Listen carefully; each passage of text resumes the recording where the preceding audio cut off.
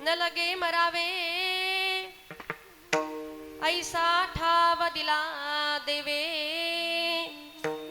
माझ्या उपकारासाठी वागविला म्हणून कंठी घरी दिला ठाव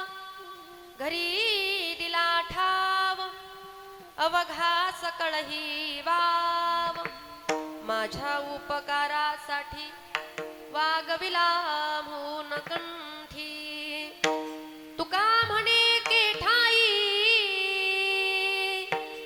केले माझे तुझे नाही माझ्या उपकारासाठी वागविला म्हणून कंठी विठ्ठल विठ्ठल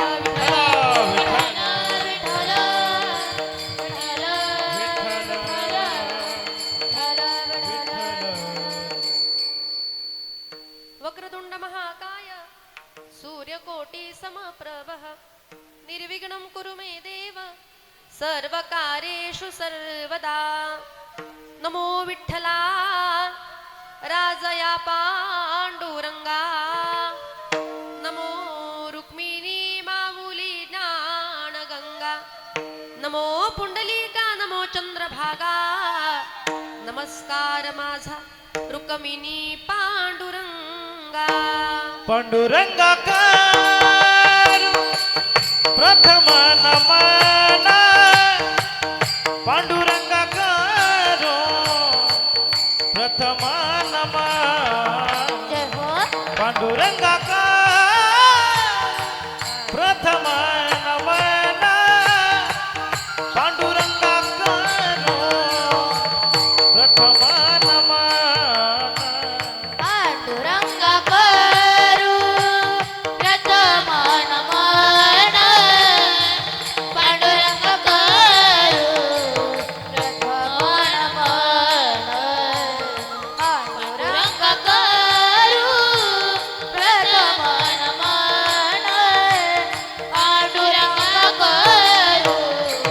प्रथम नमन पांडुरंगा करू प्रथम नमन पांडुरंगा करू प्रथम नमन पांडुरंगा करू प्रथम नमन पांडुरंगा करू प्रथम नमन पांडुरंगा करू प्रथम नमन पांडुरंगा करू प्रथम नमन पांडुरंगा करू प्रथम नमन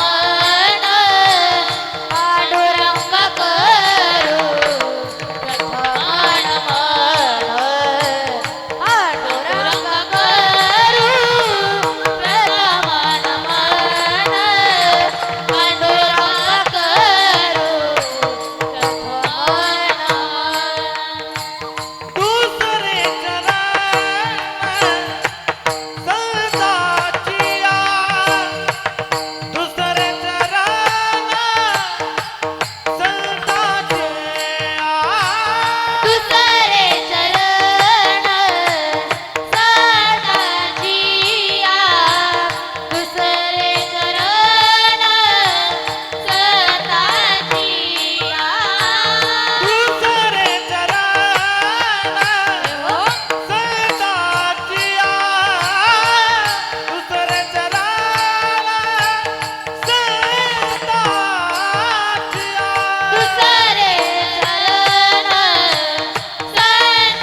सताजिया दुसरे चरण सताजिया पंचकृपादारे रथेचा विस्तारो पंचकृपादारे रथेचा विस्तार पंचकृपादारे रथेचा विस्तारो बाबाजी सद्गुरू दास तुका कृपादाने कथेचा विस्तारू राजा कृपादाने कथेचा विस्तारू कृपादाने कथेचा विस्तारू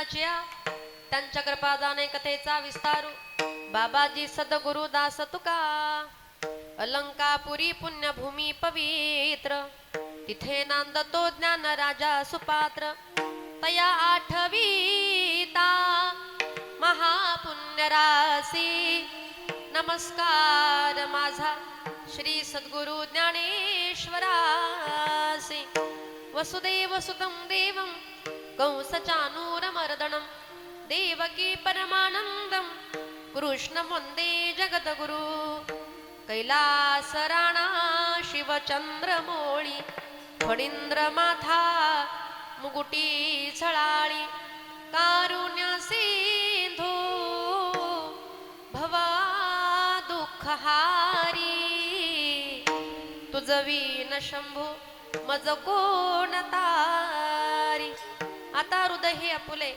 चौफाळून या भले वरी बैसवू पाऊले श्री गुरूंचे विश्वाचा तो गुरु स्वामी निवृत्ती दातारू शरण शरणजी हनुमंता तुम्हा आलो रामदूता काय भक्तीच्या त्या वाटा मज दावा व्यासोबटा वचन ऐका कमळापती माझी रंकाची विनंती कर जोडितो कथे काळी आपण असावे जवळे विठ्ठल विठ्ठल विठ्ठल विठ्ठल विठ्ठल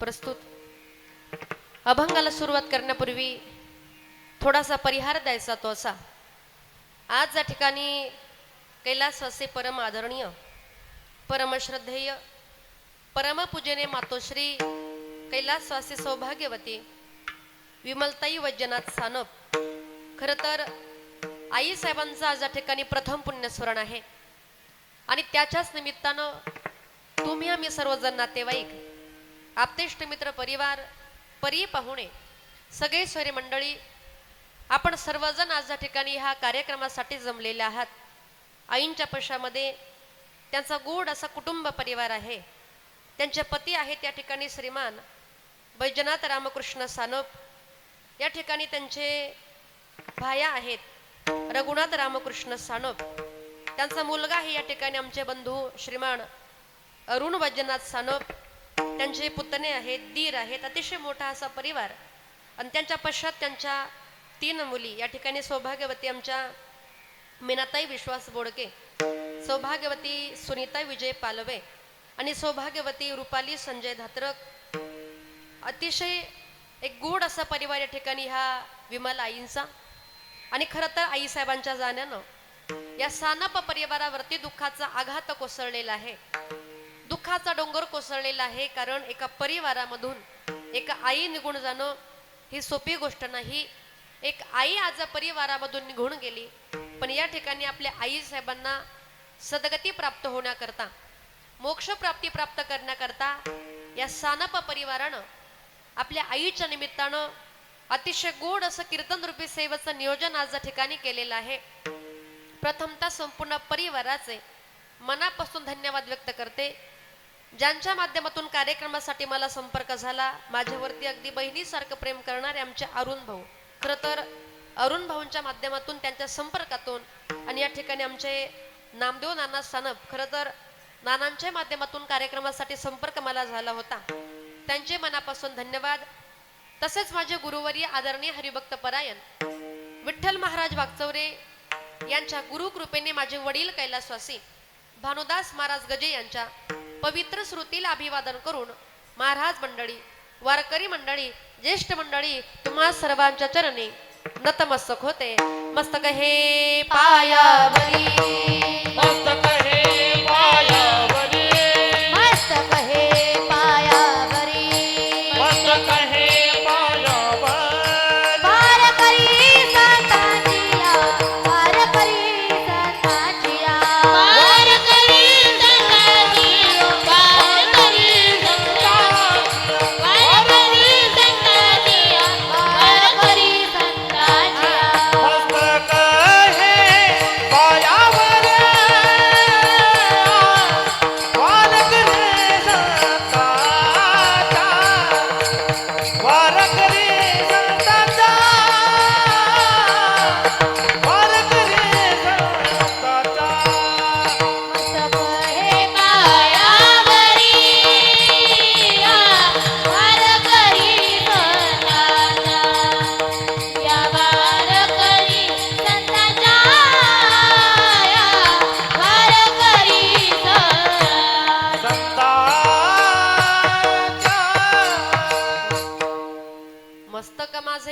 पायावरी या वारकरी संतांच्या अगदी तुम्हा सर्व संतांच्या श्रोत्यांच्या टाळकरी माळकरी वारकरी महाराज मंडळी ज्येष्ठ मंडळी माझ्या माता भगिनी पुनश्च एकदा तुम्हा सर्वांच्या चरणावरती विनम्र अभिवादन आणि कीर्तन रूपी सेवेला सुरुवात. विठ्ठल विठ्ठल विठ्ठल विठ्ठल विठ्ठल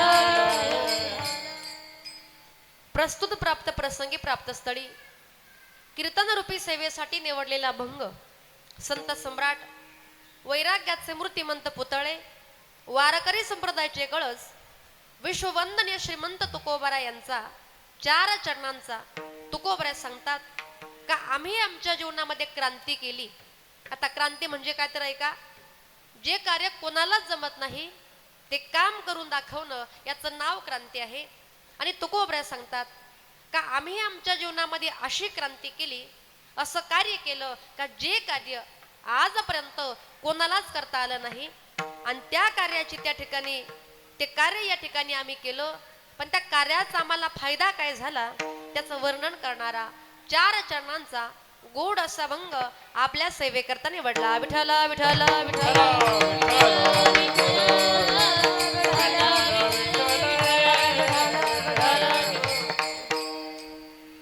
आता कीर्तनामध्ये बसलात पण माझा आवाज येतो का? पुरुष मंडळ आवाज येतो का? आवाज येतो ना? येतो भरपूर येतो का? कमी करायचं का मग?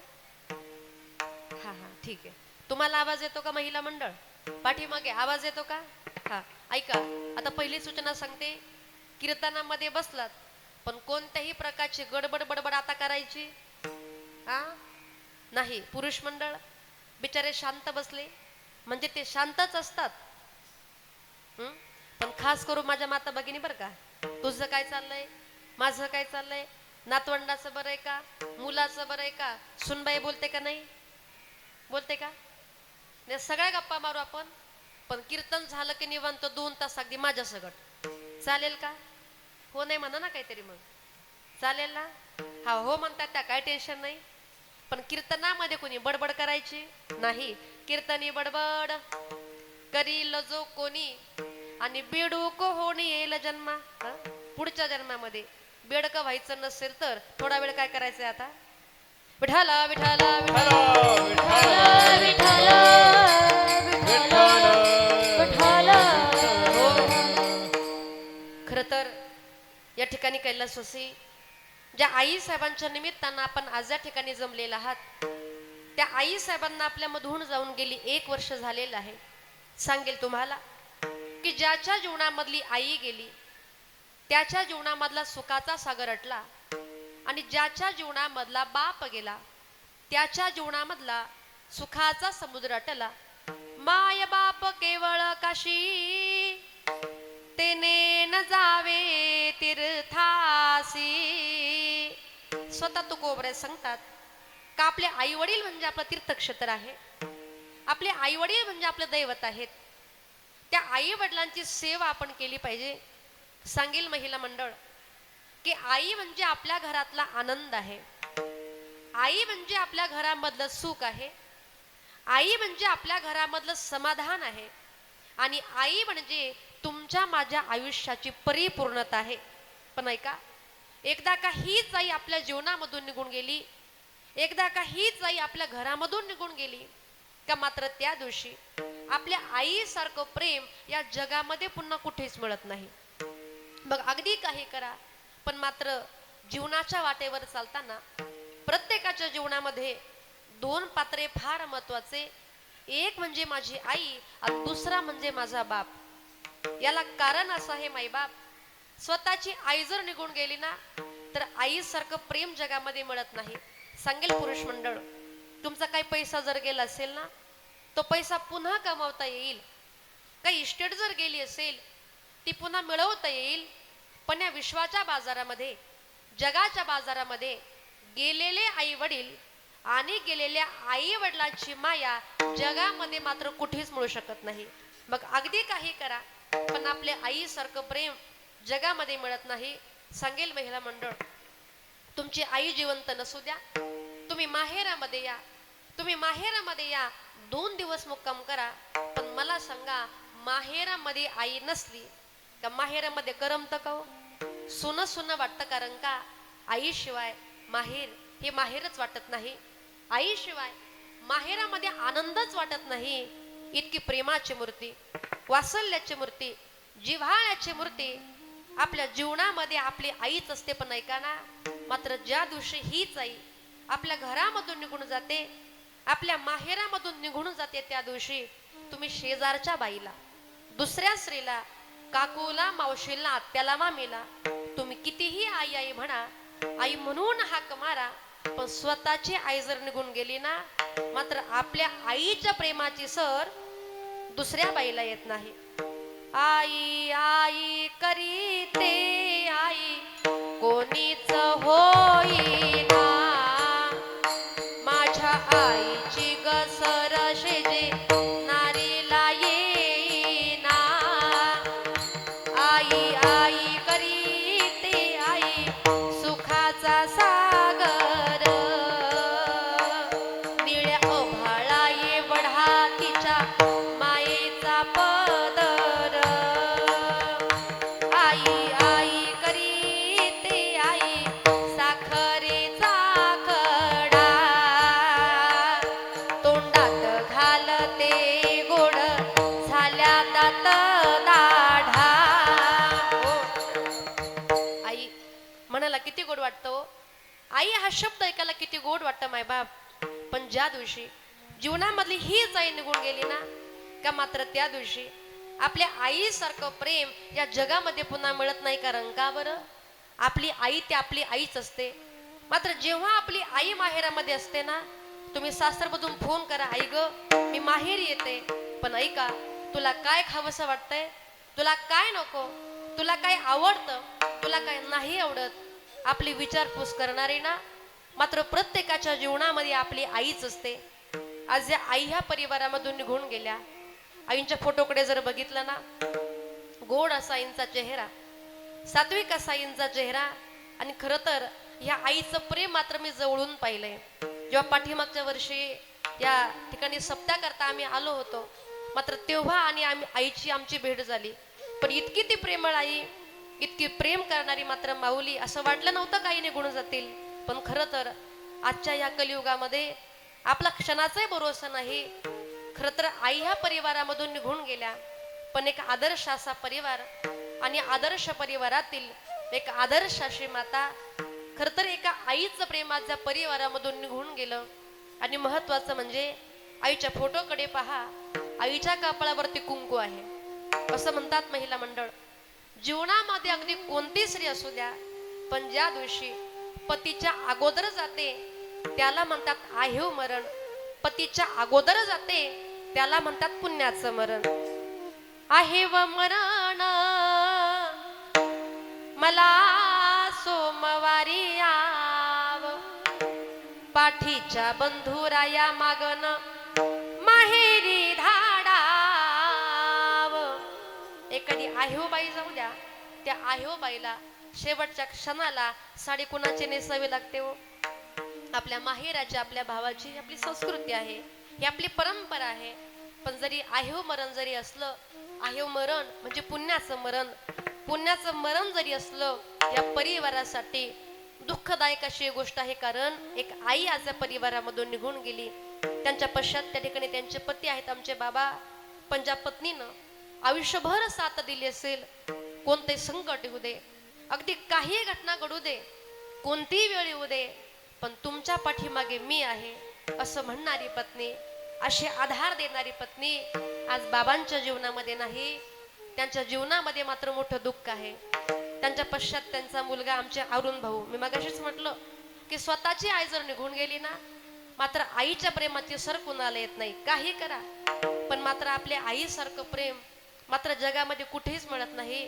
पण खरं तर जेव्हा जेव्हा या अरुण भाऊला आपल्या आईची आठवण होईल, मात्र त्या दिवशी डोळ्यामध्ये पाणी येईल. कारण का लेकुराचे हित वाहे माऊलीचे चित्त, ऐशी कळवळ्याची जाती आणि करी लाभाविन प्रीती. लाभाशिवाय प्रेम करणार, स्वार्थाशिवाय प्रेम करणार, निस्वार्थी पात्र म्हणजे आपल्या आईचं त्या ठिकाणी आपल्या आयुष्यामध्ये असणं आहे.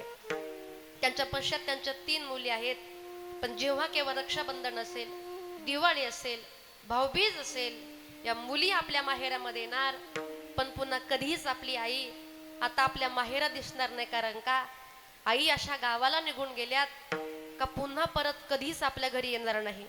असं म्हणतात ना का डोंगराच्या आड सूर्य जातो, डोंगराच्या आड सूर्य जातो पण तो पुन्हा दिसतो. पण मात्यात गेलेली आई मात्र पुन्हा घरामध्ये कधीच येऊ शकत नाही. या आईनं परिवाराकरता फार कष्ट केले, परिश्रम केले. मग अशीच ताईने मला सांगितलं इतके कष्ट आमच्या आईनं केले ना. आता आई का सांगते तुम्हाला, महिला मंडळ, प्रत्येकानं आपली आई 2 मिनिटं आपल्या डोळ्यासमोर उभी करा प्रत्येकीनं, आणि जुन्या काळचे दिवस आठवा. जुन्या काळचे म्हणजे कोणते हो? का आपण आपल्या माहेरामध्ये होतो ते दिवस. आता जुन्या काळचे दिवस किती गरिबीचे, किती गरिबीचे. आपल्या घरामध्ये खाण्याकरता अन्न नसायचं, पिण्याकरता पाणी सुद्धा नसायचं. मुलाने शाळेमधून घरी यावं, आई मला फार भूक लागली ग, बाबा मला फार भूक लागली हो. आईनं घरामध्ये जावं, टोपलं उघडून पाहावं, पण टोपल्यामध्ये भाकरीचा कण सुद्धा नाही. आईला वाटावं माझा मुलगा छोटा आहे, माझ्या मुली छोट्या आहेत, भूक लागली, खाण्यासाठी घरामध्ये काही नाही. सांदी कोपऱ्याला बघावं, कुठे अन्नाचा धान्याचा कण नाही. आईच्या डोळ्यामध्ये पाणी यावं, आईनं बापाकडे बघावं आणि बापाचे डोळे भरून यावे. तरे आमचे छोटेसे मुलं आहेत, त्यांना भूक लागली, पण आमची एवढी गरिबी, घरामध्ये खाण्याकरता काहीच नाही. पण ऐका ना, या संकटामध्ये आपले आईबाप कधी हरलेच नाही. मग आपल्या आईबापानं भर उन्हामध्ये दुसऱ्याच्या बांधावर जावं, हाडाचे काढ करावेत, रक्ताचं पाणी करावं, 2 पैसे कमवावे, अन्नधान्य घ्यावं, घरी यावं आणि आपल्या मुलाला खाण्यासाठी द्यावं ना. एवढी त्या आईची गरिबी. हंबरुण वासर आले, हंबरुण वासर आले, चाटते जवा गाय, तवा मले तिच्या मधी दिसती माझी माय, दिसती माझी माय रे. हंबरुण वासर आले, आया माया सांगत भत्या भतो जवाताना, दुष्काळात मायेच्या माझे आटला भता पाना. पिठामधी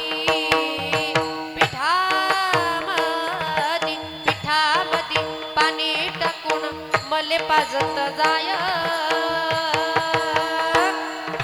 तवा मले पिठामधी दिसती माझी माय, दिसती माझी माय रे. हंबरुण वासर आले.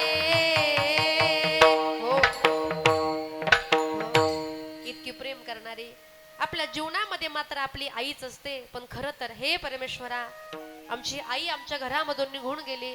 खरं तर आई म्हणजे प्रेम आहे, आई म्हणजे वात्सल्य आहे, आई म्हणजे ममता, आई म्हणजे जिव्हाळा आणि आई म्हणजे आनंद. पण खरं तर आमच्या परिवाराचा आनंदच गेले 1 वर्ष झालंय आमच्या घरामधून निघून गेला. हे परमेश्वरा, आमची आई आमच्या घरामधून निघून गेली, पण आमच्या आई साहेबांना सद्गती प्राप्त होण्याकरता, मोक्ष प्राप्ती प्राप्त होण्याकरताच आजचं हे कीर्तन आहे. विठ्ठल विठ्ठल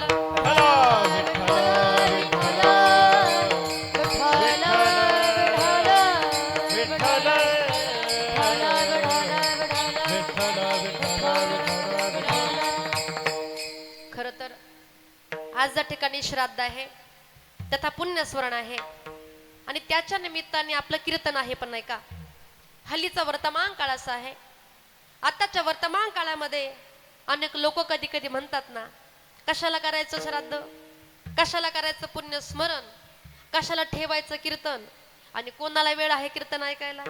बरोबर ना. कधी कधी बोलता बोलता आपण सहज बोलतो. पण मला सांगा पुरुष मंडळ, आपल्याकडे प्रवचन किती वेळ असतो? प्रवचन माझा आवाज येतो ना? मग तुम्ही काय नाराज आहे का? थोडस मोठ्यानं बोला. प्रवचन असतं 1 तास. बरोबर आहे. थोडा इको कमी करा दादा, इको कमी करा बोलताना. प्रवचन असतं पुरुष मंडळ, प्रवचन असतं 1 तास. कीर्तन असतं महिला मंडळ, कीर्तन असतं 2 तास, पिक्चर असतो हा वा 3 तास, त्याने सांगावं लागत हा? आणि तमाशा असतो सारी रात, पण काय देणं घेणे आपल्याला. आपलं कीर्तन आहे 2 तास, पण हल्लीच्या काळामध्ये 2 तास कीर्तन ऐकण्याकरता आमच्याकडे वेळ हा आणि खुशाल नाही म्हणता. पण आता इथं बसलात हे माझं भाग्यच आहे मात्र. विठाला विठाला विठाला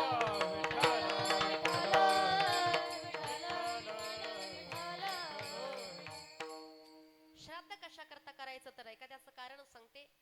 आपल्या घरामधला कोणताही मृत व्यक्ती असू द्या, आपले आई वडील, आपली आजी आजोबा, आपले भाऊ बहीण, अगदी आपल्या घरामधला कोणताही मृत व्यक्ती त्याच्या श्राद्धाच्या दिवशी जे काय कीर्तन करतो ना, त्याच्यामुळे काय होतं ऐका, त्या गेलेल्या व्यक्तीला त्या ठिकाणी सद्गती प्राप्त होत असते.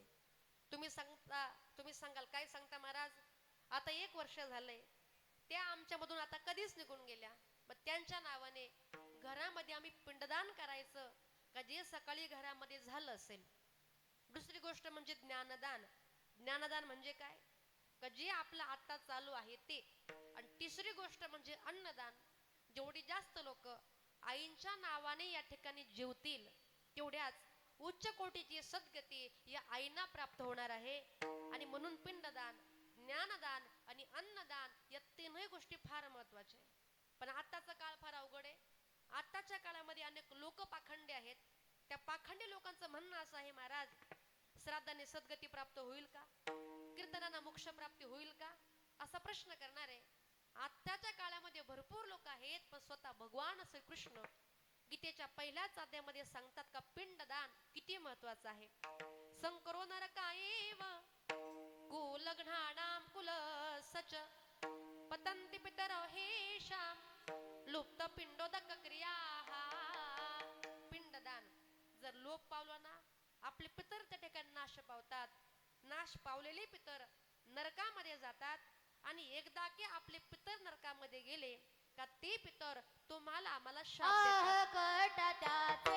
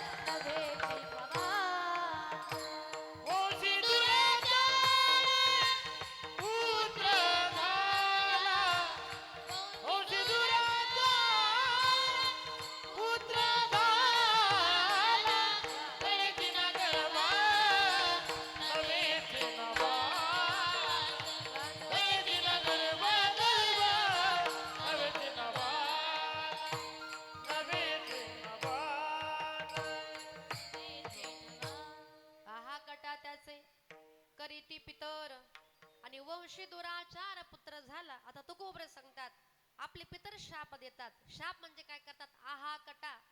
आता आहा कटा म्हणजे बोट मोडणं. महिला मंडळ, आहा कटा म्हणजे काय, बोट मोडणं. आता बोट कसे मोडतात माहिती का तुम्हाला, कधी मोडले का कोणाच्या नावानं, मला नका मोडून दाखव. पण एकदा का आपल्या पितरांच्या नावानं आपण श्राद्ध कर्म जर केलं नाही ना, तर आपलेच पितर तुमच्या आमच्या नावाने बोट मोडतात. आणि एकदा की आपल्या पितरांनी आपल्या नावाने बोट मोडले का आपला प्रपंच आपण सुखी करण्याचा प्रयत्न करा, पण प्रपंचामध्ये सुख काही मिळत नाही आणि दुःख मात्र संपत. आपण सांगतो महाराज आम्ही फार चांगलं वागतो, आम्ही चांगलं जीवन जगतो, कधी कोणाचं वाईट करत नाही, कधी कोणाला वाईट बोलत नाही. आमच्या कुटुंबामध्ये, आमच्या नशिबामध्ये वाईट घटना का घडतात, याला कारण काय का आमच्या पितरांचा तुम्हाला आम्हाला मिळालेला शाप असतो. आणि म्हणून पितरांचा शाप घ्यायचा का पितरांचा आशीर्वाद घ्यायचा हे मात्र आपल्या हातामध्ये आहे. तुकोबरा सांगतात आशीर्वादही देतात, पण कधी तुका म्हणे पितृ आशीर्वाद देती आणि कल्याण इच्छिती तया कुळा त्यांच्या नावानं पिंडदान, ज्ञानदान आणि अन्नदान या गोष्टी जर केल्या ना आपल्या पितरांचा तुम्हाला आम्हाला आशीर्वाद मिळतो. नक्कीच आज या सानप परिवाराला या आई साहेबांकडून एक गोड असा आशीर्वाद मिळणार आहे. पण हे परमेश्वरा, आमची आई मात्र आमच्या घरामध्ये नाही, आमच्या आई साहेबांना सद्गती प्राप्ती होऊ दे हीच आमची सर्वांची उत्कंठा आहे. विठ्ठल विठ्ठल विठ्ठल विठ्ठल विठ्ठल विठ्ठल विठ्ठल न लगे मरावे. अभंग तुकोबरायांचा आहे. तुकोबरे सांगतात का न लगे मरावे म्हणजे सोपा अर्थ आहे का न लगे मारावे म्हणजे काय, आम्हाला मारावं लागत नाही. आता याच्या उलट तुम्ही आम्ही या ठिकाणी आलात, प्रत्येकाला मारावंच लागतं. जो जो जन्माला आलेला आहे मारायचं निश्चित सत्य आहे. ज्यात तस्य ध्रुवा मृत्यू, आणि जो मेला तो पुन्हा जन्म घेणार आहे. मृत्यूश्य ध्रुवा जन्म. तुम्ही सांगाल महाराज मग काय अवघड आहे हो? जन्माला यायचं, मरायचं, मरायचं, पुन्हा जन्म घ्यायचा, याच्यामध्ये काय अवघड आहे? पण लक्षामध्ये घ्या, जन्माला येणं आणि मरणं या गोष्टी फार अवघड आहे. माझे तुकोबरे सांगतात का जन्म घेणं ही सोपी गोष्ट नाही. जन्माला येताना प्रत्येक जीवाला आईच्या गर्भामध्ये 9 महिने राहावं लागतं. मग मला सांगा, त्या ठिकाणी 9 महिने तो जीव राहतो, मग त्या जीवाला खाण्यापिण्याची फार मजा असते का? झोपण्याकरता गादी असते का? मग त्याची अवस्था कशी तो कोबऱ्याने वर्णन केलंय. काय सांगो गर्भीची यातना, काय सांगू गर्भीची यातना, मज भोगीता नारायणा, माझा भोगीता नारायण, मास बळ मूत्र दाना, मास बळ मूत्र दाना, तुझा क्षणोक्षणाध्याताचे दिले इंद्रिय हात पाय कान, दिले इंद्रिय हात पाय कान. दिले इंद्रिय हात पाय कान, दिले इंद्रिय हात पाय कान. गर्भामध्ये राहणं आणि ते पण आईच्या उदरामध्ये राहणं ही गोष्ट फार अवघड आहे. काय सांगो गर्भीचे यातना, मज भोगीता नारायणा. त्या मांसामध्ये, मळामध्ये, मूत्रामध्ये 9 महिने राहावं लागतं. मग ह्या सोप्या गोष्टी आहेत का? पण तुकोबरे म्हणतात जन्माला येणंही अवघड आहे आणि नाथ बाबा सांगतात आता ऐका, मरण किती अवघड आहे. प्रत्येक मनुष्याला मरते समयी 1000 विंचू चावावेत ना, एवढ्या वेदना होतात. आता मला सांगा पुरुष मंडळ, नुसता एक जरी विंचू चावला आणि त्या विंचवानं ठणका जर मारला तर काय अवस्था होते? काही काहींना अनुभव असेल ना, आग आग बाया विंचू चावला, काय मी करू विंचू चावला, देवा रे देवा. विंचू चावला.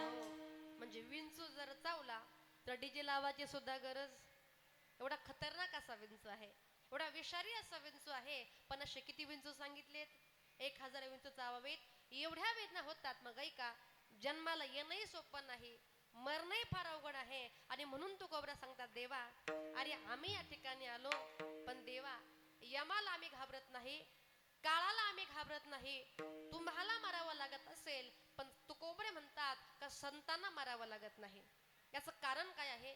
का तुम्ही आम्ही या ठिकाणी आलात, हा मृत्यू लोकामध्ये आपला जन्म झालेला आहे आणि या मृत्यू लोकामध्ये प्रत्येकाला मरावंच लागतं. मला सांगा, तुम्ही असं कधी ऐकलंय का हो? का एखादा व्यक्ती जन्माला आला आणि अजून तो मेलाच नाही असं ऐकलंय का?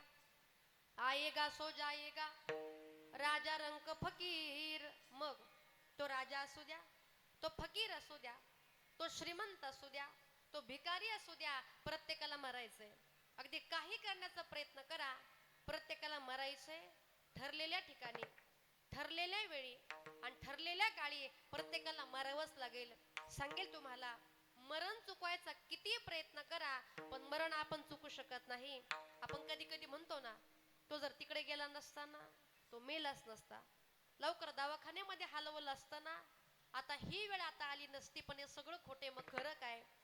3 गोष्टी एकत्र आल्या, स्थळ काळ आणि वेळ, या 3ही गोष्टी एकत्र आल्या का त्या ठिकाणी प्रत्येकाला मरावं लागतं. याच्या उलट आता ऐका, आणि एखाद्या माणसाने आत्महत्या करण्याचा, एखाद्या माणसाने मरण्याचा किती प्रयत्न करू द्या, पण त्याचं भरलेलं जर नसेल ना, तो मरू सुद्धा शकत नाही. तुम्हाला एक गोडस उदाहरण सांगते. एका गावामध्ये एक माणूस आपल्या प्रपंचाला फार कंटाळा, संसाराला फार कंटाळा. म्हटलं काय तो प्रपंच करायचा, नुसतं कामच काम म्हटला. कुठेतरी जातो आणि जीव देतो म्हटला. म्हणून त्या ठिकाणी पहाटेचे 4 वाजले. मुंबईला एका पुलावरती गेला. उंच अशा पुलावरती उभा राहिला. खाली पाहिलं, म्हटलं भरपूर खोल आहे, इथून उडी मारू म्हटला. एका फटक्यात जीव जाईल. मग त्या माणसाने काय केलंय का, त्या ठिकाणी पुलाच्या काठावरती उभा राहिला, उडी मारतोय. तेवढ्यामध्ये योगायोग झाला असा, त्याच पुला खालून एक भाजीवाला भली मोठी अशी भाजीची पाटी घेऊन चालला होता. तर यानं उडी मारली. आता हे पडलं भाजीवाल्याच्या पाठीमध्ये. आता भाजीवालाच गेलं आणि मरणार जगलं. याचं कारण लक्षामध्ये घ्या. भाजीवाल्याचं उरलं नव्हतं आणि मरणाऱ्याचं सरलं नव्हतं. लक्षामध्ये घ्या, ज्याचं उरलंय त्याला जाता येत नाही आणि ज्याचं सरलंय त्याला थांबता येत नाही. आपल्या हातामध्ये मात्र काहीच नाही. आपण मरण चुकवायचा किती प्रयत्न करा, प्रत्येकाला मरावं लागतं. पण संत म्हणतात, तुम्हाला मरावं लागत असेल, पण तुम्ही ज्या यमाला घाबरता, तुम्ही ज्या काळाला घाबरता, त्या यमाला आम्ही अजिबात घाबरत नाही. तुम्हाला पुरावा सांगते, नीट लक्ष द्या. विठ्ठल विठ्ठल विठ्ठल विठ्ठल विठ्ठल.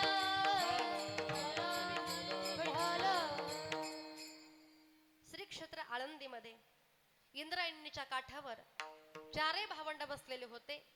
संत निवृत्तीनाथ दादा, संत ज्ञानेश्वर महाराज, संत सोपान काका आणि आदिशक्ती मुक्ताई आई साहेब. तेवढ्यामध्ये झाडावरचा कावळा कावकाव करू लागला. माऊली बोलले, दादा मला माझं कार्य आता संपलंय, मला जगाचा निरोप घ्यावा लागेल, मला आता निघावं लागेल. माऊलींचे वाक्य ऐकले.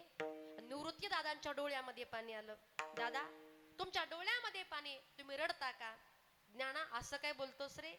आई निघून गेली तेव्हा दुःख वाटलं नाही, बाबा निघून गेले तेव्हा दुःख वाटलं नाही, पण आज तू बोलतोयस ना, त्याच्यामुळे मात्र मला दुःख झालं आणि म्हणून माझ्या डोळ्यामध्ये पाणी आलं. नाही ज्ञाना, नाही दादा, मला मात्र जावं लागेल. बघा ना, मला घेण्यासाठी कोण आलंय? दादांचं लक्ष झाडाकडे गेलं आणि त्या झाडावरती यमराज बसले होते.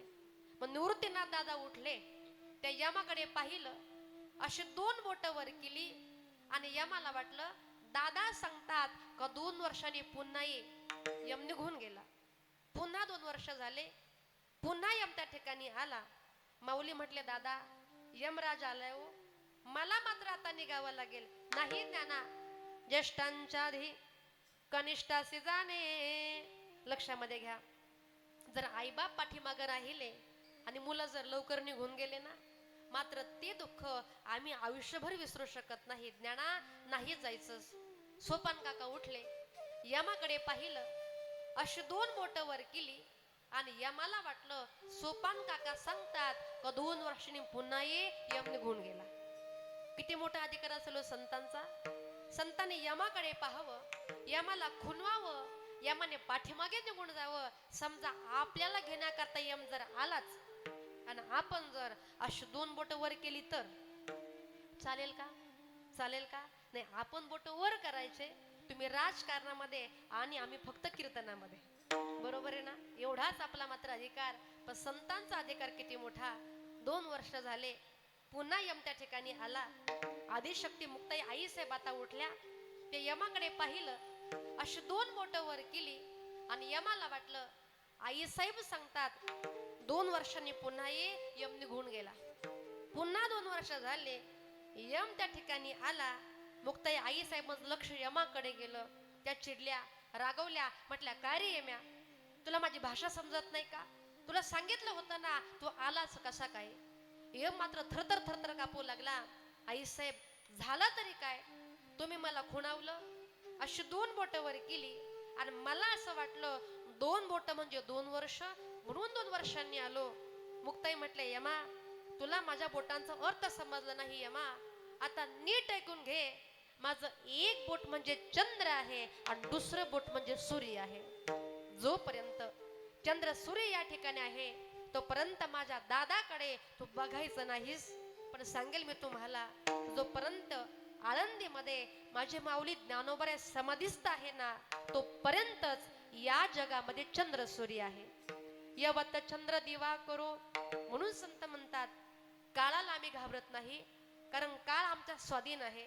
आणि म्हणून तुकोबरे म्हणतात, तुम्ही ज्या यमाला घाबरता, तुम्ही ज्या काळाला घाबरता, तो यम आम्हाला घाबरतो.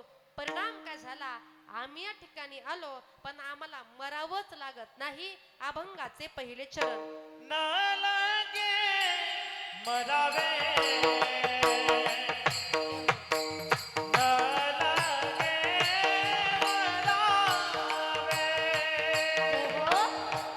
न लागे मरावे, न लागे मरावे.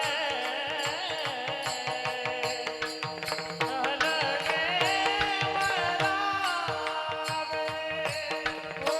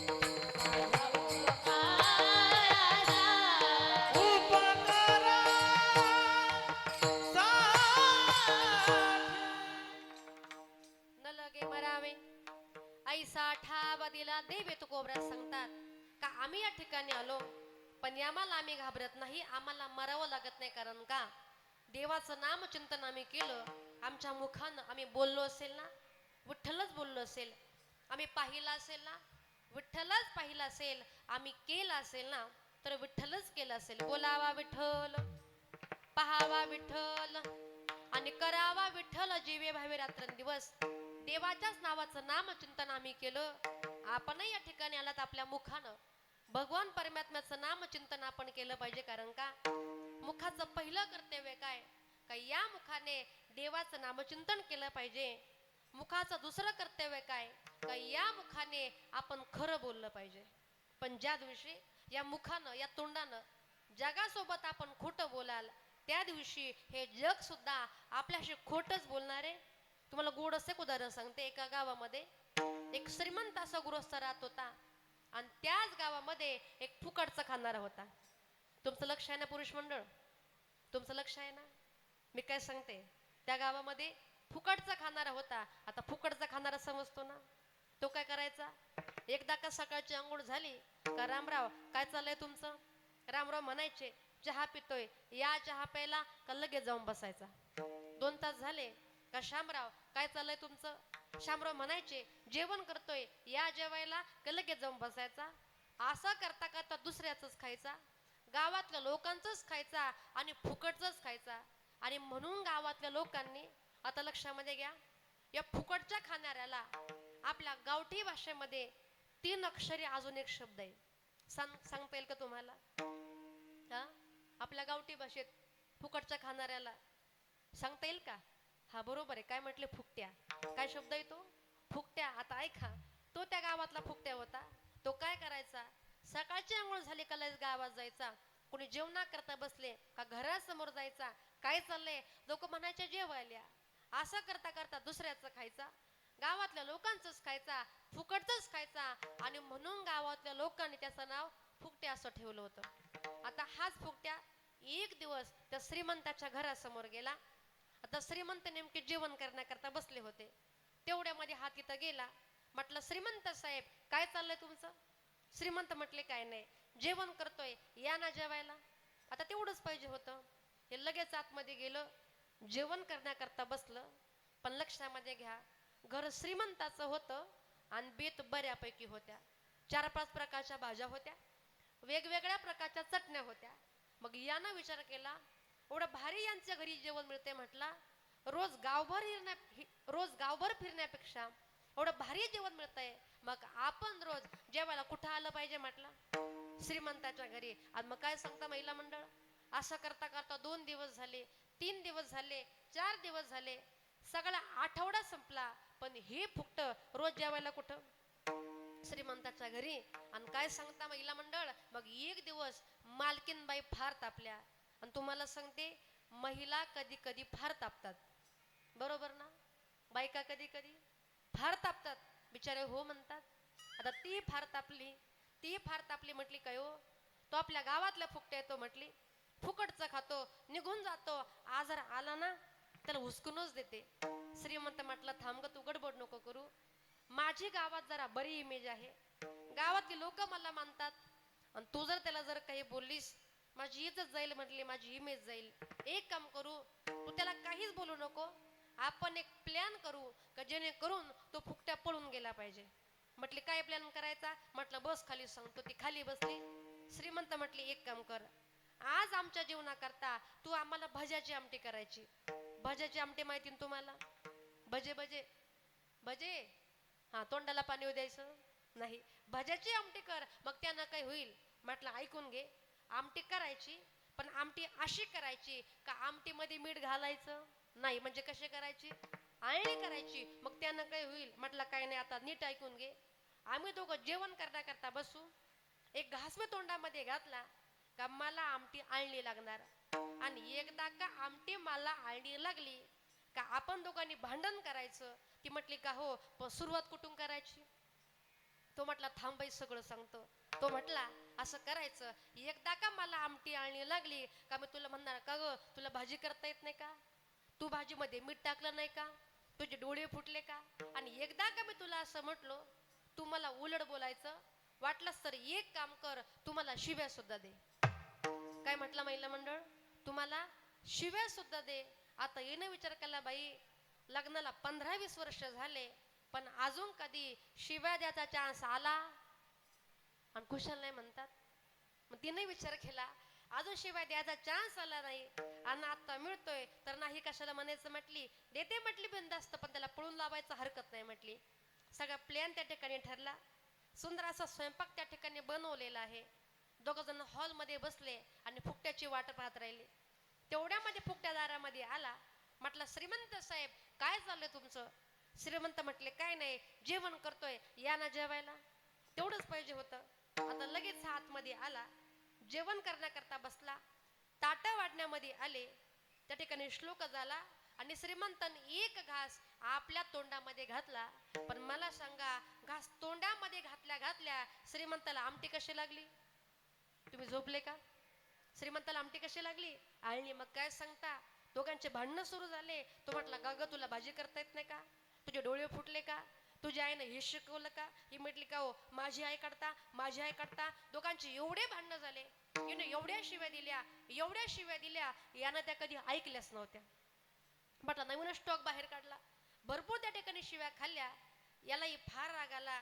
श्रीमंत उठला, कोपऱ्यामध्ये गेला, कोपऱ्यामधली काठी आपल्या हातामध्ये घेतली आणि बायकोच्या पाठीमागे लागला. ती निघाली पाठीमागच्या बेडरूम मध्ये, ती पळाली. ती पाठीमागच्या बेडरूम मध्ये गेली. श्रीमंताने पण काय केलंय का, आपल्या हातामध्ये काठी घेतली आणि श्रीमंत साहेब बायकोच्या पाठीमागच्या बेडरूम मध्ये गेले.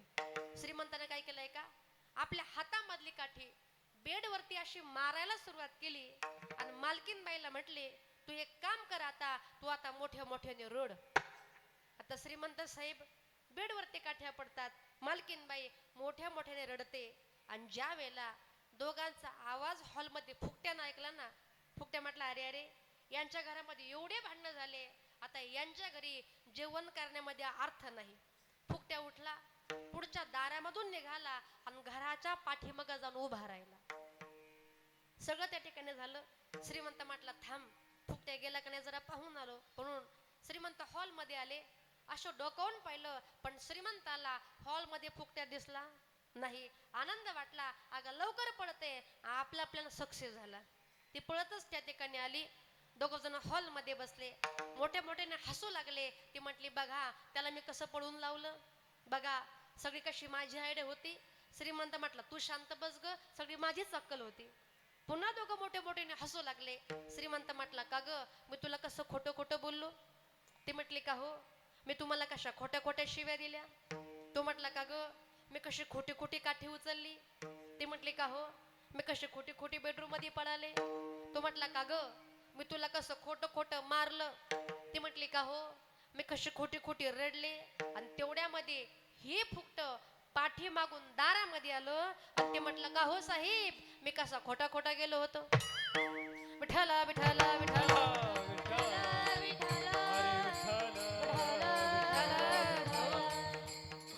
दृष्टांत संपला, पण सिद्धांत लक्षामध्ये घ्या. दुसऱ्याशी खोटं बोललात, जगाशी खोटं बोललात का आपलं पण कसं होणार आहे, खोटंच होणार आहे ना. तुकोबरे म्हणतात, लपविता दही डेकरे आणि खोटी याची खोटे उरफोडी. तुकोबऱ्या सांगतात, आमच्या वाणीनं खोटं बोलायचं जाऊ दे, पण आमच्या वाणीनं व्यर्थ आम्ही कधीच बोललो नाही. अनंत वाचाळ बरळती बरळ आणि त्या कैसा गोपाळ पावे हरी. तुकोबऱ्या सांगतात, आम्ही या ठिकाणी आलो, आम्हाला मरावं लागत नाही. कारण का मरण कशाला म्हणायचं. जन्म जर झाला तर काय करावं लागतं, मरावं लागतं. पण तुकोबरे म्हणतात, आमचा जन्मच झाला नाही, आम्हाला मरावं तरी कुठून लागणार. बीज भाजून केलेला आहे, आम्हा जन्म नाही आणि मरण सुद्धा नाही. संत म्हणतात, आम्हाला जन्मही नाही, आम्हाला मरण नाही. कारण का आम्ही या ठिकाणी आलो, पण नाही आम्हा जावे मरावे लागत, नाही आम्हा जावे मरावे लागत, नाही आम्हा जावे मरावे लागत, नाही आम्हा जावे मरावे लागत. असो अखंडिता जैसे तैसे, जैसे तैसे, जैसे तैसे. असो अखंडित जैसे तैसे, जैसे तैसे, जैसे तैसे. नाही आम्हा जावे मरावे लागत, नाही आम्हा जावे मरावे लागत. तुकोबरे म्हणतात, नाही आम्हा जावे मरावे लागत आणि असो अखंडित जैसे तैसे. आम्ही या ठिकाणी आलो, पण आम्हाला मरावं लागत नाही. दुसरी गोष्ट म्हणजे ऐका, मरण म्हणजे काय, या शरीरातून आत्मा निघून जाणं म्हणजे काय, मरण. पण तुकोबरे म्हणतात, आमच्या शरीराला आमच्या आत्म्यानं सोडलंच नाही. प्रयाण काळी देवे विमान पाठविले, कलीच्या काला मज अद्भुत वर्तविले, मानव देह घेऊन निज धामा गेले. जरी आम्ही वैकुंठाला गेलो, आमच्या सजीव देहानं आम्ही गेलो, आम्ही या ठिकाणी आलो, आम्हाला मरावं लागत नाही. देवानं उपकार केला, मग देवाच्या उपकारासाठी आम्ही काय केलं, अभंगाचे दुसरे चरण. माझ्या उपकारासाठी, ते हो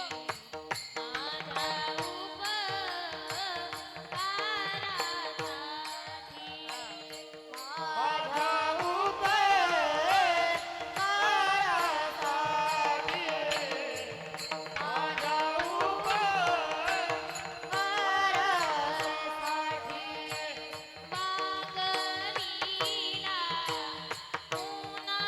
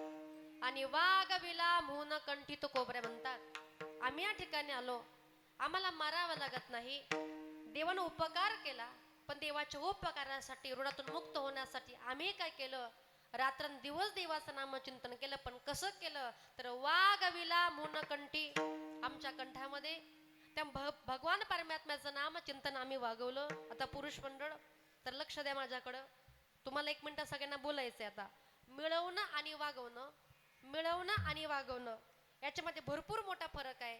आता मला सांगा, श्रीमंती मिळवणं सोपं आहे, पण श्रीमंती वागवणं सोपं आहे का अवघड आहे? कसं आहे? भुका लागल्या का? हा जेवायचं आता 15 मिनिटांनी, आवाज मोठा आला पाहिजे. श्रीमंती मिळवणं सोपं आहे, पण श्रीमंती वागवणं कसं आहे? अवघड आहे, बरोबर आहे. पैसा मिळवणं सोपं आहे, पण पैसा वागवणं अवघड आहे. बायको मिळवणं सोपं आहे, पण बायको वागवणं हा लईच अवघड आहे का? पण तुमच्याकडे पाहू मला जास्त अवघड वाटतंय. पण तू गोबऱ्या सांगता तुमचं काही असू द्या, पण आम्ही मिळवला नाही. मग काय केलं आम्ही? वागवला. कुठं वागवला? आमच्या कंठामध्ये. वागविला मून कंठी. आता लक्ष द्या, आपल्या सगळ्या अवयवांमध्ये नाजूक अवयव कोणता जर असेल ना, तो अवयव म्हणजे आपला कंठ आहे. आता मला सांगा, आपला हाताचा कोपर असा गच्च जर दाबला आपण लगेच मरून जाऊ का? पण तेच कंठ जर दाबला आपण अमर राहणार का? नाही. तुकोबरा सांगतात अतिशय नाजूक आमचा अवयव म्हणजे कंठ, तो कंठ देवा तुला दान केला, आणि म्हणून आम्ही काय केलं, तुझंच नामचिंतन केलं. वागविला मून कंठी. आणि म्हणून देवानं आमच्यासाठी काय केलं, देवानं त्याच्या घरामध्ये आम्हाला जागा दिली. आता लक्षामध्ये घ्या पुरुष मंडळ, आपल्या घरामध्ये जागा आपण कोणाला देतो? एखादी अनोळखी व्यक्ती असेल, तिचं आपलं कधी बोलणं नाही, तिचं आपलं कधी फोन नाही, तिची आणि आपली कधी ओळखच नाही, आणि असा अनोळखा व्यक्ती आपल्या घरी जर आला तर मला सांगा, त्या व्यक्तीची जागा आपल्या हॉलमध्ये असणार का आपल्या पोर्चमध्ये असणार? बरं, कुठं असणार? साहजिकच पोर्चमध्ये. कारण का? त्याची आपली ओळख नाही, कधी बोलणं नाही, अशा व्यक्तीची जागा आपल्या पोर्चमध्ये. समजा पुरुष मंडळ, उद्या तुमच्या घरी जर चहा प्यायला जर मी आलेच, म्हणजे येणार, पण तुम्ही किमान हो तरी म्हणा ना. हा आता सावध झाले ना. हा जर मी आलेच तर माझी जागा तुमच्या पोर्चमध्ये असणार का हॉलमध्ये असणार? हो, कुठं असणार? हॉलमध्ये ना. हा बरं वाटलं मला, बरं का, बरं वाटलं. महिला मंडळ, तुमची जवळची मैत्रीण तुमच्या घरी जर आली तर तिची जागा तुमच्या हॉलमध्ये असणार का किचनमध्ये असणार? बरं हा, ती सांगायची अजिबात गरज नाही. कुठे असणार? किचनमध्ये. आणि पुरुष मंडळ, तुमचा जीवाशी कंठस्थ मित्र तुमच्या घरी जर आला आणि तो म्हटला मला तुझ्याशी आतलं बोलायचंय, अशा मित्राची जागा तुमच्या हॉलमध्ये असणार का आतल्या बेडरूम मध्ये असणार? ती आम्हाला सांगूच नका. तो कोबरे म्हणतात देवाचं एवढं प्रेम संपादन केलं, एवढा विश्वास संपादन केला का आमची जागा देवाच्या आतल्या घरामध्ये आहे. आणि म्हणून आम्ही देवाचं एवढं नामचिंतन केलं. मग तुम्ही सांगाल महाराज, तुम्ही सारखं सांगता देवाचं नामचिंतन केलं, पण देवाच्या नामचिंतनामध्ये ताकद किती आहे? संत सांगतात नाम तुझे रे, नाम तुझे रे, नाम तुझे रे नारायणा, नाम तुझे रे, नाम तुझे रे, नाम तुझे रे नारायणा, नाम तुझे रे, नाम तुझे रे, नाम तुझे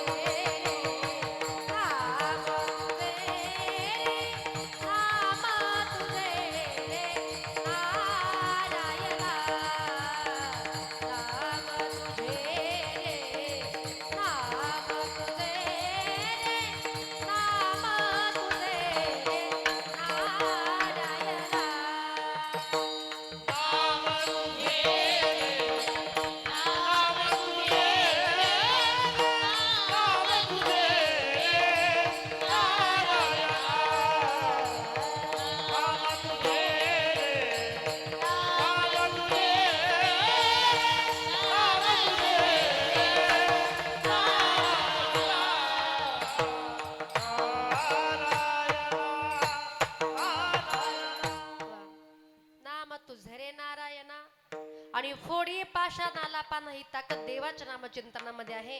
आणि म्हणून तुकोबरा सांगतात, देवा तुझं एवढं नामचिंतन केलं, देव आणि भक्त. आता आमच्या या भक्ताला देवाच्या आतल्या घरामध्ये जागा म्हणाले, घरी दिला ठाव अवगा सकळ ही वाव. देव आणि भक्त यांचा संगम आता झाला. देव आणि भक्त आता एकरूप झाले. कशामुळे? भगवान परमात्म्याच्या भक्तीमुळे. तुकोबरा सांगतात, देवामध्ये आणि आमच्यामध्ये आता एक रूपता आली. देवामध्ये आणि आमच्यामध्ये कुठल्याही प्रकारची दुरी आता राहिली नाही. मी तुपण जाऊ दे दुरी, एकची घोंगडी पांगोर हरी. देव माझा माझा माझा, देव माझा माझा माझा, देव माझा मी देवाचा. अशी अवस्था आता झाली. देव माझा आणि मी देवाचा. देवामध्ये आणि माझ्यामध्ये माझं तुझं आता असं काहीच राहिलं नाही. अभंगाचे शेवटचे चरण. तुका म्हणे के ठाई तुका म्हणे के ठाई ओ तुका म्हणे के ठाई तुका म्हणे के ठाई हो तुका म्हणे की ठाई तुका म्हणे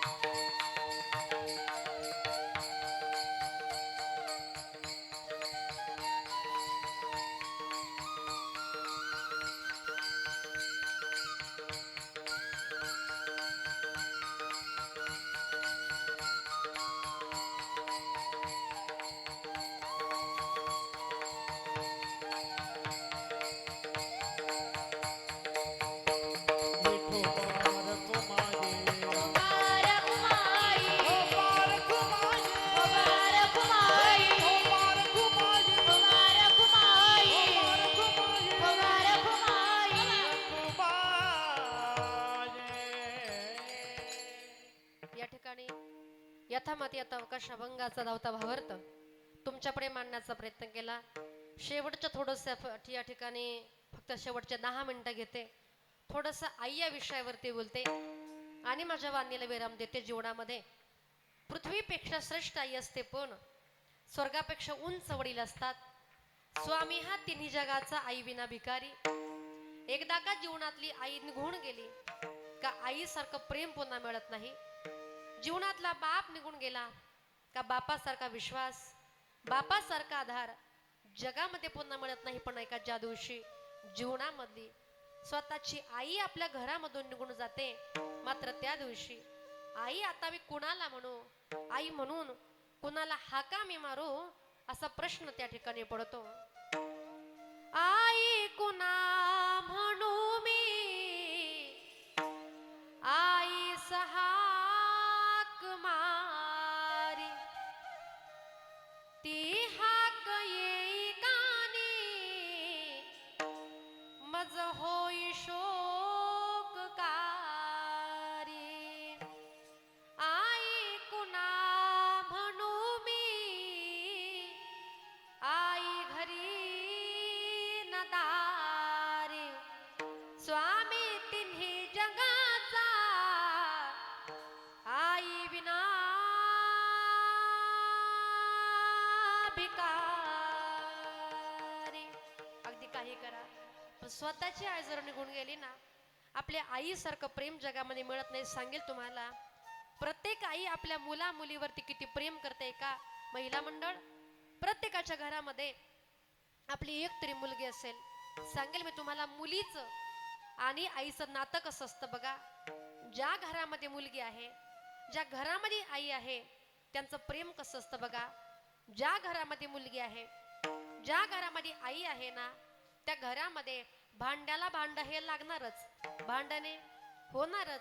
पण ते भांडण कसं असतं, माय लेकीचं भांडण दया दुधाची उकळी, लेक धरते अबोला आई मनाची मोकळी. हो, घरामध्ये मुलीचं ना आईचं भांडण होतं. भांडण झालं ना का मुलगी रागवते, अगं माझी आई आहेस तरी तू मला बोलते का. पण त्याच्या पाठीमागे आईचं प्रेमच असतं.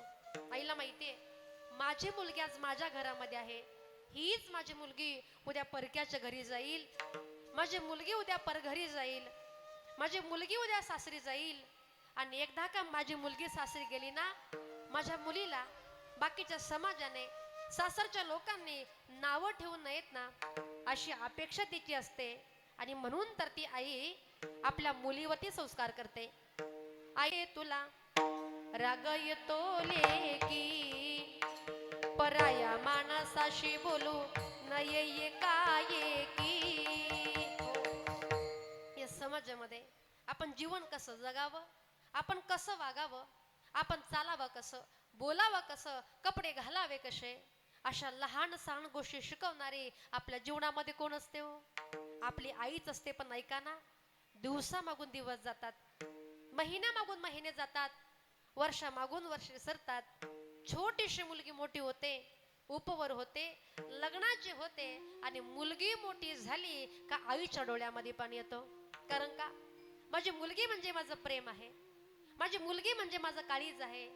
आज माझी मुलगी माझ्या घरामध्ये आहे ना, माझ्या घरामध्ये कुणाचे भांडण होऊ दे, मला कोणीही बोलू दे, पण माझ्या आईला कोणी बोलायचं नाही, अशी ठणकावून सांगणारी, आपल्या आईची बाजू घेणारी, आधाराची काठी आपल्या घरामध्ये फक्त आणि फक्त मात्र मुलगीच असते. आईला माहितीये, माझी मुलगी म्हणजे माझ्या आधाराची काठी आहे. माझी मुलगी माझ्या घरामध्ये ना, मला कुणाचीच भीती वाटत नाही. पण ज्या दिवशी का हीच मुलगी उपवर होते, लग्नाची होते, त्या दिवशी दोन व्यक्तींच्या डोळ्यामध्ये पाणी येतं. एक म्हणजे माझी आई आणि दुसरा म्हणजे माझा बाप.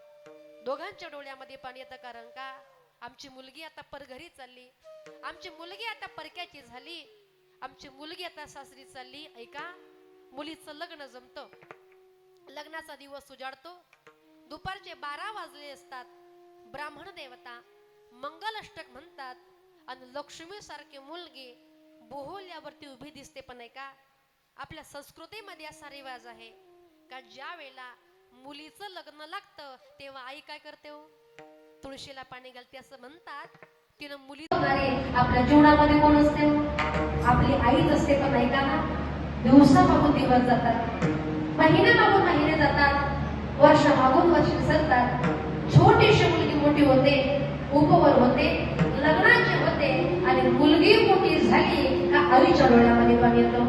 कारण का, माझी मुलगी म्हणजे माझं प्रेम आहे, माझी मुलगी म्हणजे माझं काळीज आहे. आज माझी मुलगी माझ्या घरामध्ये आहे ना, माझ्या घरामध्ये कोणाचे भांडण होऊ दे, मला कोणीही बोलू दे, पण माझ्या आईला कोणी बोलायचं नाही अशी ठणकावून सांगणारी, आपल्या आईची बाजू घेणारी, आधाराची काठी आपल्या घरामध्ये फक्त आणि फक्त मात्र मुलगीच असते. आईला माहितीये माझी मुलगी म्हणजे माझ्या आधाराची काठी आहे, माझी मुलगी माझ्या घरामध्ये ना मला कोणाचीच भीती वाटत नाही.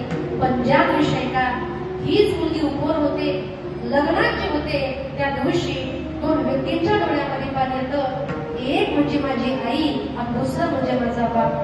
दोघांच्या डोळ्यामध्ये पाणी येतं. कारण का, आमची मुलगी आता परघरी चालली, आमची मुलगी आता परक्याची झाली, आमची मुलगी आता सासरी चालली. एका मुलीचं लग्न जमतं, लग्नाचा दिवस उजाडतो, दुपारचे 12 वाजले असतात.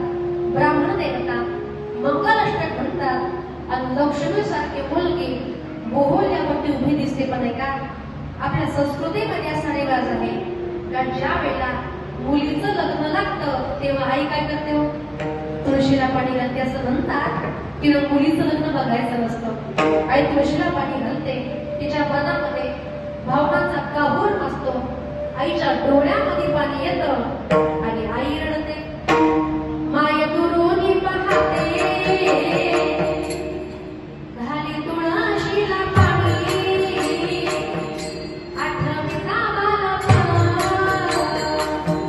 अश्रू दाटले नयनी, माया पागल तिचे डोळे पुसती पत्रा,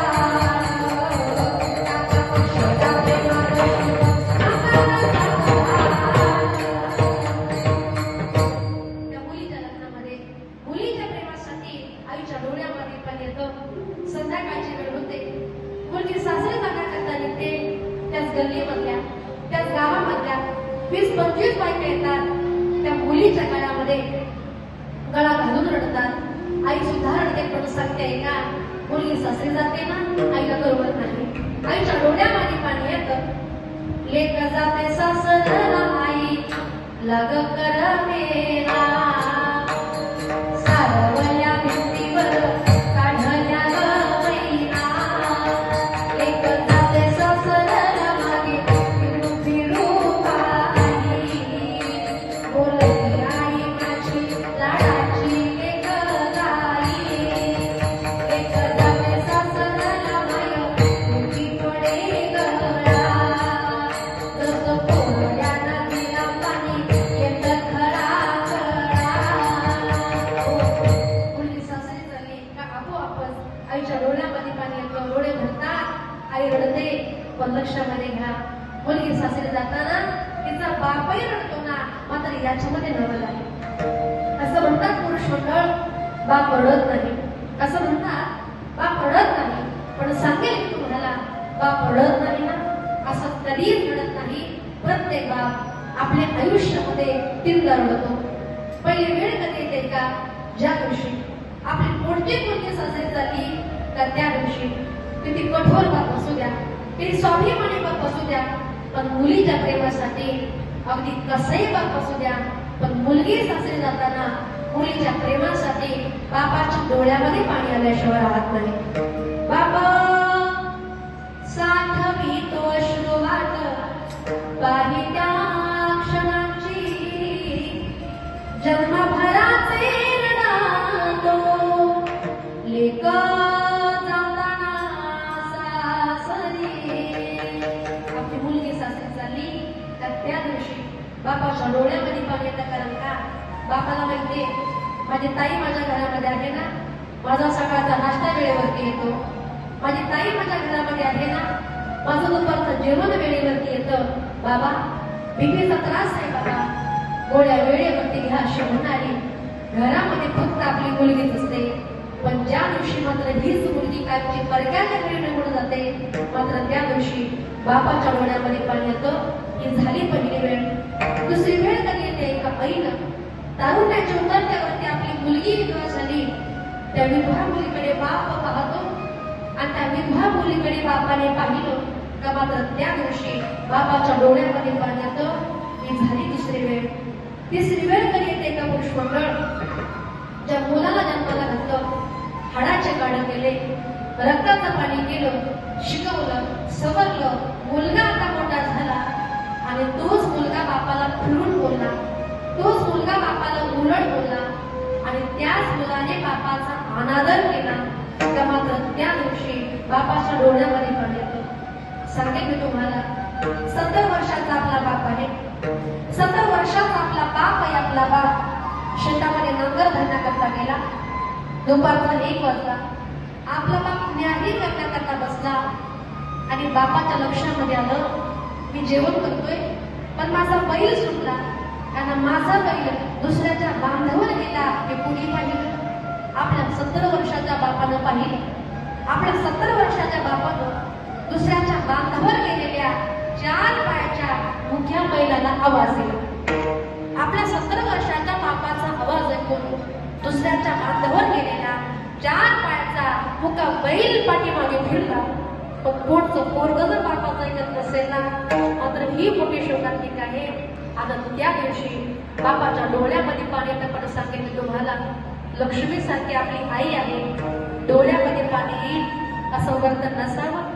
भगवंतासारखा आपला बाप आहे, बापाच्या डोळ्यामध्ये पाणी येईल. समाजामध्ये जगताना बापाची मान खाली जाईल असं जीवन जगता का म्हणे. कारण का ऐका, एकदा का आईबाप निघून गेले ना, अशा गावाला ते जातात पुन्हा परत कधीच घरी येते. म्हणून महिला मंडळ सगळ्यांना विनंती असेल माझी, तुम्ही सगळे आता आपण सासरमध्ये आहात, पण जेव्हा माहेरमधून आपल्या आईचा फोन आला, माहेरमधून बापाचा फोन आला, तर कधी कधी काही मुली म्हणतात, आई ग आमच्या सासरी आमची खूप कामं चालू आहे आई, आता आमच्याकडे वेळ नाही, जरा आई महिनामध्ये जाऊ दे, निवांत होते आई आणि मग तुला भेटणं करता येते.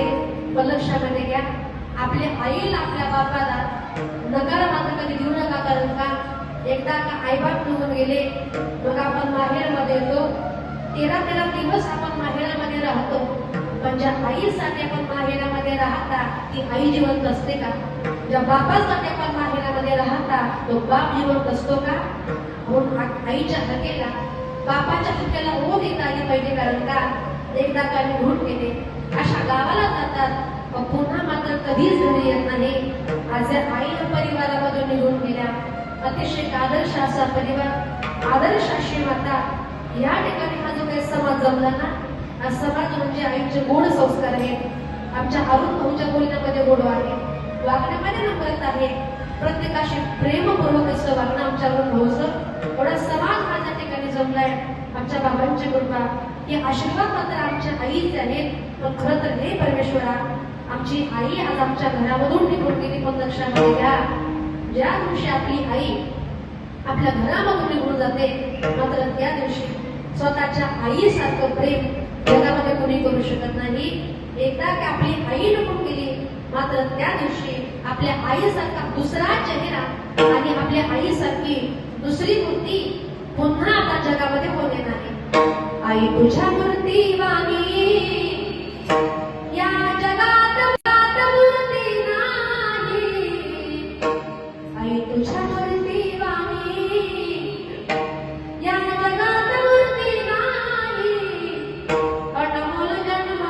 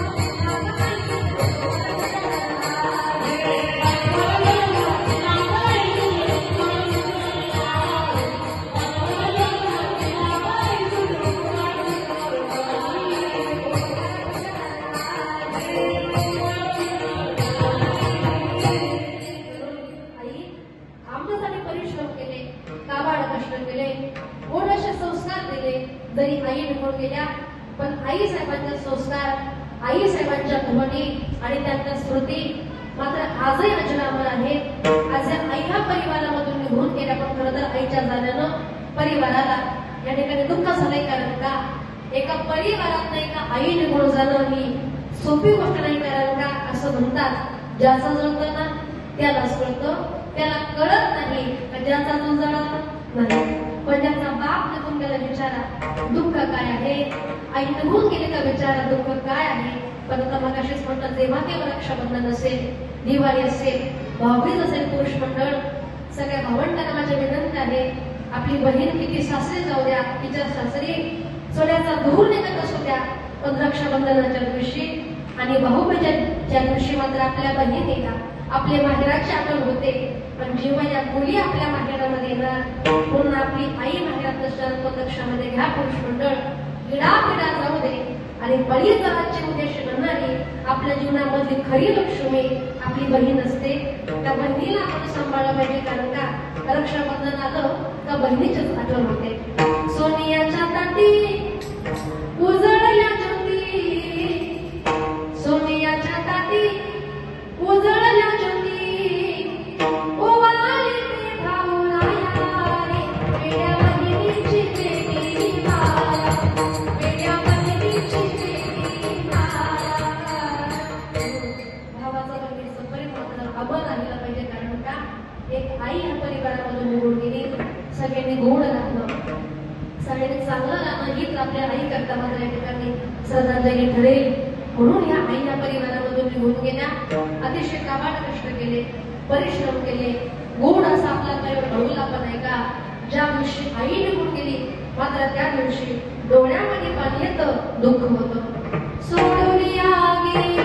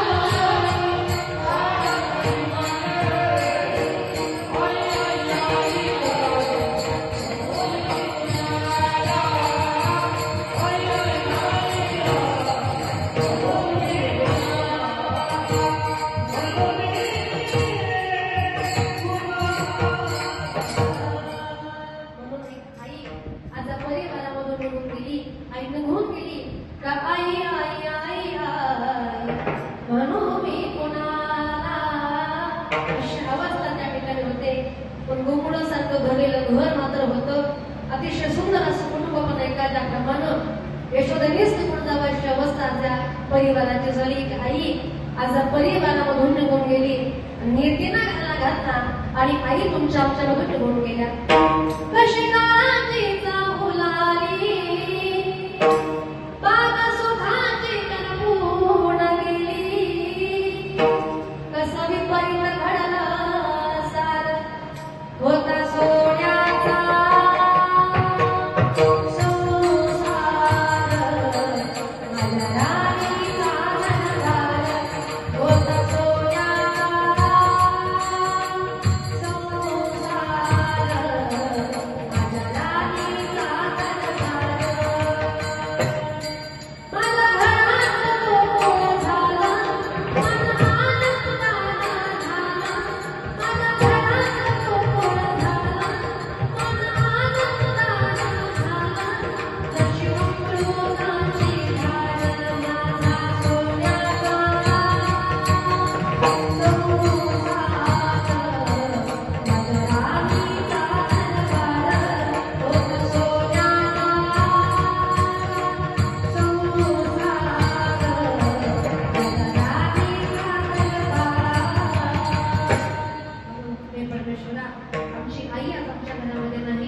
पण आमच्या आई साहेबांना सद्गती प्राप्त होऊ दे. मोक्ष प्राप्ती देशी प्रार्थना पांडुरंगाचरणी आपण करूया. ज्याने 2 तास उत्कृष्ट अशी मृदुंगाची साथ दिली माझे मिस्टर आदरणीय हरिभक्त नाही नितेश महाराज कातोरे. कधी कधी आपण असा विचार करतो का कीर्तना करतात म्हणजे ही लोक शिकलेली नाही, पण असा अजिबात का ते स्वतः सीए आहेत, ते स्वतः इंजिनियर आहेत. महाराज आपण या ठिकाणी आला सुंदर अशी मृदुंगाची साथ दिली. आपले मनापासून धन्यवाद. त्यांनी अतिशय सुंदर या ठिकाणी गायनाची साथ दिली. आदरणीय हरिभक्त परायण सागरजी मनोज गुळवे त्यांचं पण गंभीर झालेलं आहे. महाराज आपण या ठिकाणी आला अतिशय सुंदर असं गायन केलं. आपले मनापासून धन्यवाद. ज्या मुलींनी अतिशय सुंदर अशी गायनाची साथ दिली त्या मुलींचे मनापासून धन्यवाद. ज्यांनी या ठिकाणी आपल्या प्रभागाचं भूषण आहे, आपल्या गावचं भूषण अतिशय अत्यंत अप्रतिम आणि सुरेख असं ज्यांचं बासरी वादन आहे आमच्या नवोद दादा टाळ्या सर्वांनी अतिशय सुंदर अतिशय महाराष्ट्रामध्ये मात्र बासरी वादनामध्ये आमच्या नवोद दादांचं नाव या ठिकाणी आहे. अतिशय सुंदर या ठिकाणी नवोद दादा आपले मनापासून धन्यवाद. पाठीमागे ज्या मुलींनी सुंदर अशी साथ दिली या मुली आपल्या संस्थेमधल्या आहेत. या माझं गाव आहे कळसांगवी तालुक्यात संगमेर तालुक्यामध्ये सांगवी गावी आपली मुलींची बालकेली संस्था आहे. जेवढ्या मुली या ठिकाणी याला सुंदर असं गायन केलं, गोड अशी साथ दिली, सगळ्याच मुलींच्या मनापासून धन्यवाद. या ठिकाणी ज्यांनी या ठिकाणी कार्यक्रमात विनेकरी आहेत आपल्या कार्यक्रमाचे तर त्यांचं नाव संपूर्ण महाराष्ट्रामध्ये आहे. नाचू की नाचेल आणि ज्ञानाने मला जरी त्या कार्याचं आमचे किरण महाराज अतिशय सुंदर महाराज आपले मनापासून धन्यवाद. खरं तर त्यांचं सिस्टीमच्या क्षेत्रामध्ये अत्यंत उच्च असं नाव आहे आणि अगदी अतिशय गोड अशी सिस्टीम ज्यांची आहे. गोड अप्रतिम ज्यांचं काही सांगावं लागत नाही. आमचे बंधू आमचे निखिल दादा त्या कार्यावर देखील त्यासाठी तर आपली मनापासून धन्यवाद. ज्यांच्या कार्यक्रमाचं 2 तास शूटिंग केले या ठिकाणी आपल्या चॅनलचं नाव आहे मराठी वक्ता तर या ठिकाणी अतिशय सुंदर दादा आपले मनापासून धन्यवाद व्यक्त करते. कार्यक्रमासाठी माझ्या माता भगिनी पुरुष वर्ग राजकीय सामाजिक शैक्षणिक वारकरी संवर्गाचे ज्येष्ठ मंडळी महाराज मंडळी कार्यक्रमासाठी आपण उपस्थित आहात. तुमचे नाव मी घेत नाही तर तुमचं नाव मला म्हणून जरा दिलगिरी व्यक्त करते की मनापासून आपल्या सर्वांचे धन्यवाद. आणि या ठिकाणी अरुण भाऊंच्या माध्यमातून आणि या ठिकाणी आमच्या नाना नंतर आमच्या नामदेव नानांच्या माध्यमातून या ठिकाणी येणं झालं. अतिशय गोड असा हा एक परिवार आहे, आदर्श असा परिवार. त्या परिवारातून ह्या माता या ठिकाणी निवडून गेल्या. पण हे परमेश्वर आमच्या आई साहेबांना सद्गती प्राप्त होऊ दे. एक 2 मिनिटं आपल्या आईसाठी शेवटचं भजन केलंय.